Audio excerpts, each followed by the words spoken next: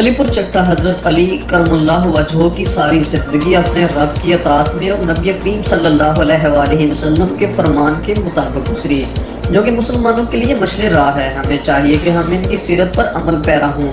یہ بات علامہ نصیر حسین نے امام بارگاہ سادات میں جشن مولود کعبہ سے خطاب کرتے ہوئے کہی۔ انہوں نے کہا کہ حضرت علی علیہ السلام مسلمانوں کا سرمایہ مشترک ہیں۔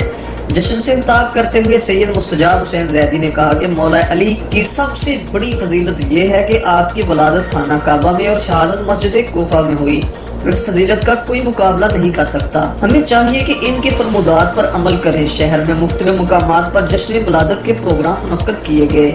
دارا بلوچہ میں کیک کاٹا گیا، جبکہ امام بارگاہ باب العلم کے علاوہ مختلف مارکیٹوں میں بھی کیک کاٹ کر خوشی کا اظہار کیا گیا۔ مرکزی تقریب میں امام بارگاہ سادات میں 220 پاؤنڈ وزنی کیک کاٹا گیا۔ اس خوشی کے موقع پر مساجد اور امام بارگاہوں کو خوبصورتی سے سجایا گیا تھا۔ رپورٹ طاہر اقبال کٹرا، نمائندہ علی پور چٹا۔